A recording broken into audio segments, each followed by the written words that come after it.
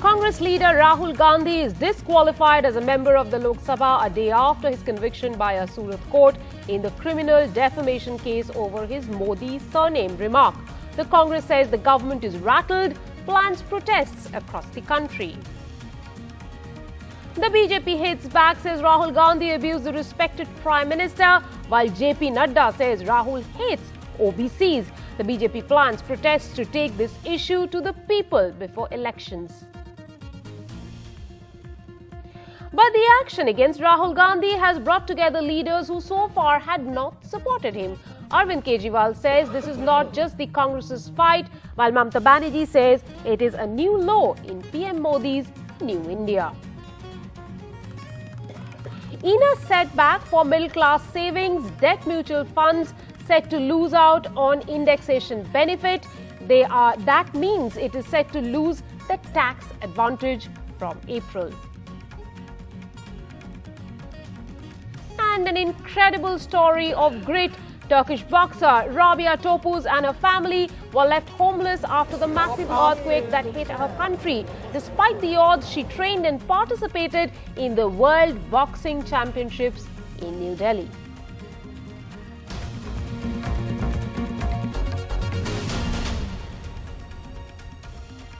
Hello and welcome to News at this hour. I am your host Rika Roy and this is our top story.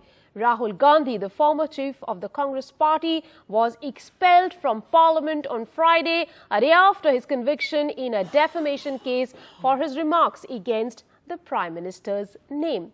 The Lok Sabha Secretariat also declared his constituency in Kerala's Wayanad vacant. In his first reaction today, he tweeted in Hindi, "I'm fighting for the voice of India. I am ready to pay any price."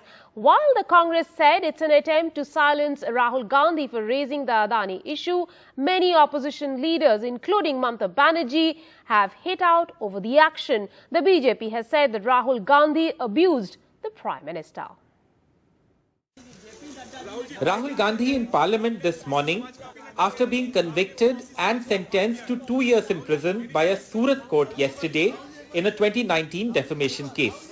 Soon after, the 52-year-old was disqualified as an MP by the Lok Sabha Secretariat in a note which said he is no longer an MP and his Wayanad seat is now vacant. Mr. Gandhi tweeted some hours later saying he was fighting for the voice of India. उनको सच बोलने वालों को सदन के अंदर रखना नहीं है, इसीलिए सदन के बाहर डाल रहे हैं, लेकिन सदन के बाहर भी हम बोलेंगे. After the announcement, Sonia Gandhi and Priyanka Gandhi went into a huddle at Rahul Gandhi's official residence, which he now has to vacate in a month. The Congress party has changed its social media display picture to one of Rahul Gandhi with the words "Daro mat" or "Don't be afraid."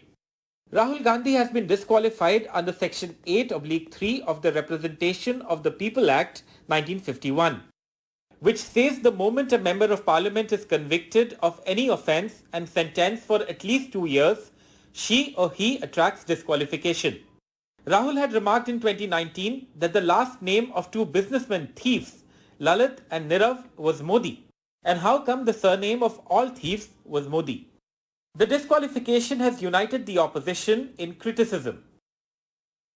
आज की जो सरकार है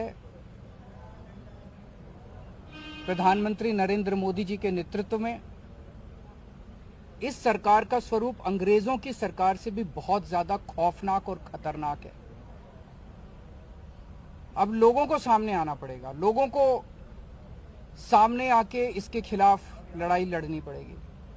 अगर हमने भारत को बचाना है तो 130 करोड़ लोगों को एक साथ इकट्ठे होके इस लड़ाई में शामिल होना पड़ेगा.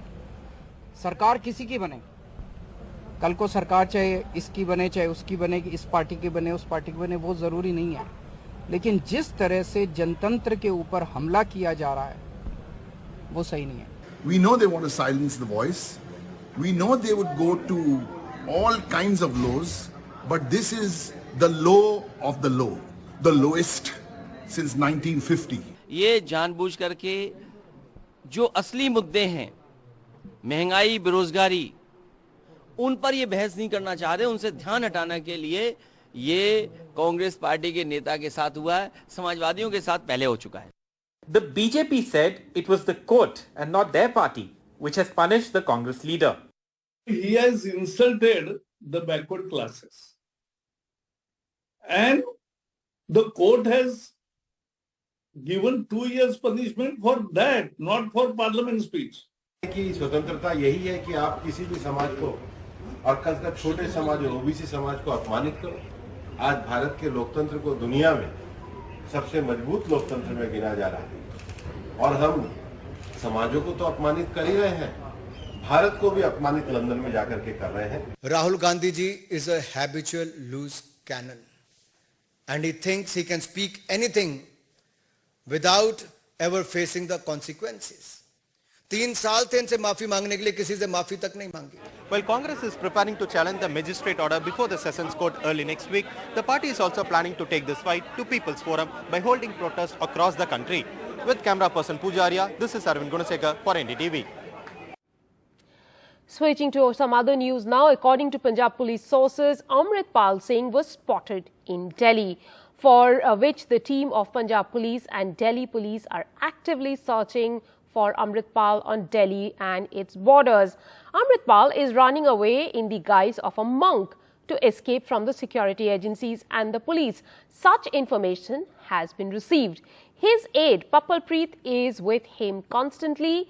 Teams of Punjab Police and Delhi Police are present at ISBT bus stand since morning. Several CCTV footage have been scanned.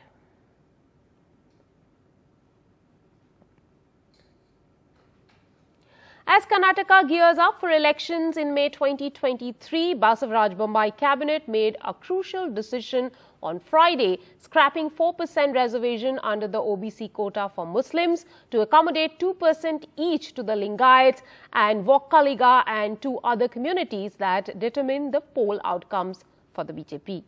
The Muslims will now be accommodated to 10% economically weaker section category, which has others like Brahmins, Jains benefiting from the economic weaker sections quota. The Vokkaligas that are getting 4% will now be increased to 6%, and Lingayats who were getting 5% reservation will now get 7%. We have taken some important decisions today's cabinet, and there was a cabinet subcommittee, and cabinet subcommittee has recommended, and accordingly we have taken a decision where 6% reservation will be for SC left, 5.5 for SC right, and 4.5 for touchables, and 1% for others. Similarly, there was a demand for reorganize the backward classes, and there was an interim report by the backward class, and according to that we have taken a decision, and we have only got two classes now, more backward and most backward. In more backward we have shifted backward from more backward, and we have made 2C and 2D. 2C is the Vokkaligas. We have increased their reservation from 5 to 7. 2D is Panchimshali, Veerashaiva Lingayats and others. I'm joined at this hour by my colleague Shrija. Well, Shrija, with elections round the corner, this is clearly to appease 2 categories of electorate. But tell our viewers, will this actually translate into votes? Well, if you clearly see that over the past few months that especially the Lingayats and, they have been, Panchamaliskali Lingayats have been fighting for reservation. They have been carrying out protests for the last few months. And of course, right now the Karnataka government has finally decided, especially now how they have planned to placate, especially the Lingayat community, is by scrapping the 4% of reservation granted to Muslims under the 2B category, and they've placed them under especially the economic weaker section, and this is under the reservation category, which will also be shared amongst the Brahmins, Jains and other communities as well. Now, this particular 4% reservation, which has been shared by two dominant communities of the state, which is one, of course, the Vokaligas and the Lingayats. Now, Lingayats constitute at least about 17% of the population in Karnataka, and while the Vokaligas also constitute the majority in terms of 15 to 16%.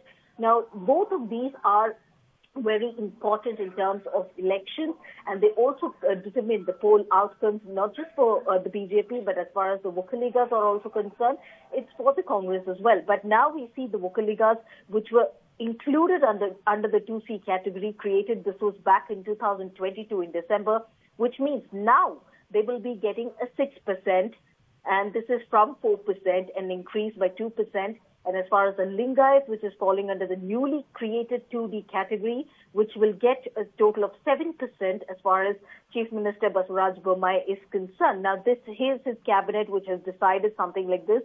Now, as far as the Muslims are concerned, we see that they have been shifted from the 4% pool to the EWS, which is the economic weaker sections, where Bommai clearly, the Chief Minister clearly categorically said the community would get more opportunities. But however, how much would this, of course, would translate to votes is what something remains to be seen. But remember, this is something which, especially the particular subsect of the Lingayat, which is the Panchamasali Lingayat, which has been, fighting for this kind of a reservation for the last few months. But again, we must wait and watch how much this will translate into votes. But what we do see as we speak is that, yes, of course, the BJP is already facing a huge anti-incumbency wave. Now, this definitely comes as just another poll gimmick by especially the Bommai government, and also the Bommai government announcing a reservation as far as the 2D category is also concerned, comes as a huge,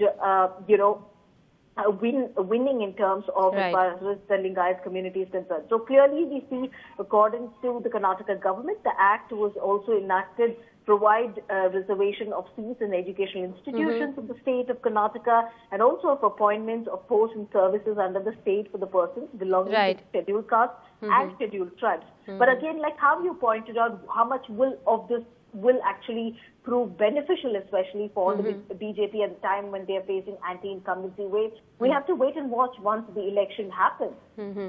So interesting times there in Karnataka, interesting moves by the government as the elections draw closer. Thank you very much, Shrija, for joining us at this hour. The corona crisis is not over. Cases are rising once again, and concern is over Omicron's sub-lineage XBB.1.16. Friday marks 3 years since the lockdown was imposed in the country for the first time due to the COVID pandemic. People have lost their loved ones, lives have been lost, but medical infrastructure in the country got a new dimension while learning to fight it. In this report, we show how medical systems have changed in the last 3 years. An eerie silence as cities, towns and villages across India went into a lockdown on the 24th of March 2020. The coronavirus was a new infection, and isolation and precautions were necessary to understand the virus.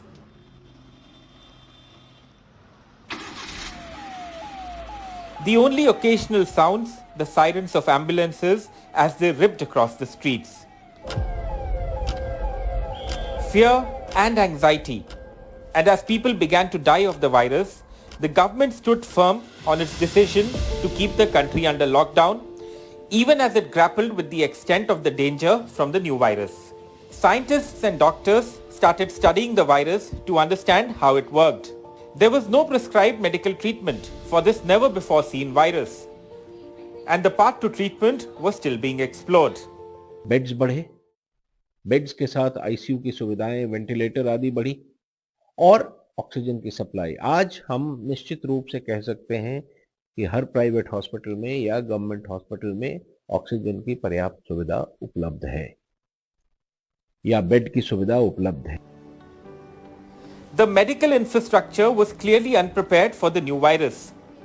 Testing, treatment and beds, hospitals across the country cracking under the strain, but the virus resulted in the government ramping up medical care and infrastructure like never before. Testing, which was earlier done in just one lab, is now possible in 3,394 laboratories. 63,850 new ventilators have been added to state and central hospitals. There are 8,561 pediatric ventilators in these hospitals.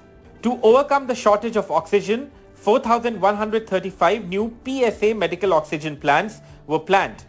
Of these, 4,126 are operational. In April 2020, beds with oxygen support were 62,458, which was increased to 5,15,000. And in hospitals, beds have gone up from 3,64,089 to 17,93,310. At the same time, in April 2020, the number of ICU beds in the country was 29,320, which has now been increased to 1,45,014. The number of labs equipped to identify coronavirus variants was 10 in December 2020. Now it has increased to 53. सिर्फ pandemic के लिए नहीं है, जो हम daily बीमारियों को treat करते हैं उसमें भी इसका बहुत उपयोग होगा। देखिए, जितनी भी बढ़ोतरी हुई है वो कोविड स्पेसिफिक नहीं है, वो हेल्थ इंफ्रास्ट्रक्चर स्ट्रेंथनिंग है। Corona also gave a push to new technology. Today, teleconsulting is accepted and is the norm. In the last 1.5 years, 105.7 million patients have been consulted through telephone treatment. Every day, 2 to 3 lakh patients contact doctors via teleconsulting. It also has a record of 5 lakh patients joining in a day. The service is being run by the Union Health Ministry with the help of 15,816 hubs. Pandemic time पे जो हम लोगों ने infrastructure develop किया है वो बाकी बीमारियों में भी यूज होता है, क्योंकि ऐसा नहीं कि वेंटिलेटर्स या मॉनिटर्स सिर्फ कोविड में ही यूज होते हैं।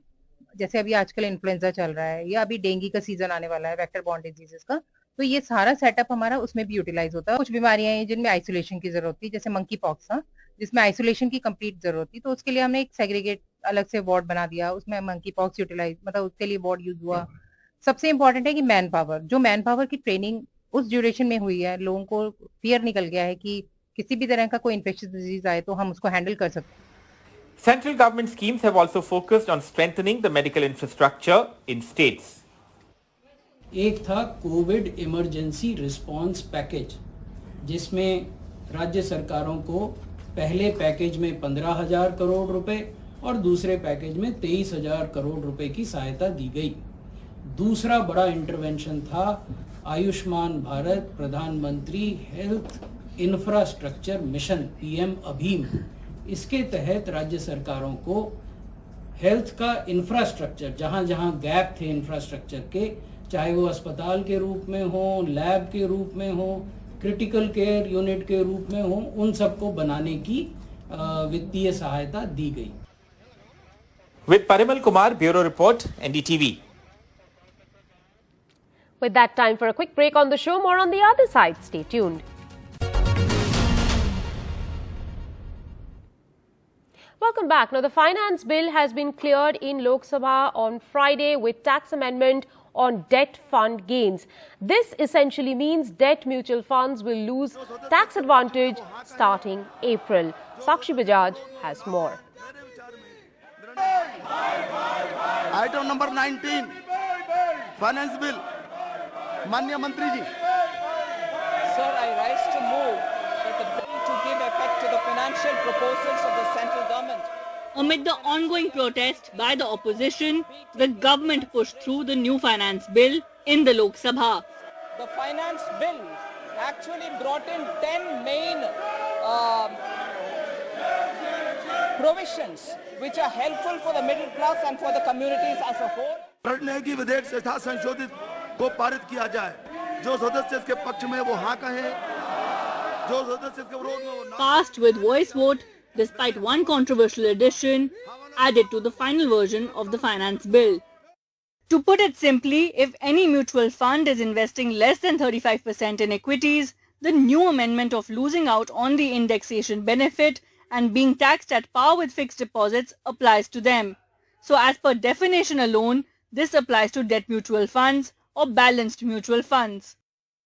As per experts, this amendment primarily impacts the elderly and corporates, those who don't want to take a higher risk in equities essentially. For instance, if a senior citizen decides to invest 10 lakhs from April 1st in debt mutual funds, they now end up paying a tax at the marginal rate based on their income, as against the concessional rate earlier adjusted for inflation. The ambit in my understanding is any mutual fund, regardless of category, that holds less than 35% in equity shares. So that means all your debt mutual funds. It means things like gold ETFs. It means international funds. It even means fund of funds investing in a combination of equity mutual funds. So really, and it means select hybrid funds also. So the ambit is truly very wide. Debt mutual funds are seen as a safe investment, but today's controversial move allows the tax rate to be as high as it is for fixed deposits. Now with this benefit gone, banks are expected to gain with higher fixed deposits. It is important to remember though that this change applies to new investors. So all those investing post March 31st, 2023 and doesn't impact existing debt fund holders. Sakshi Bajaj for NDTV.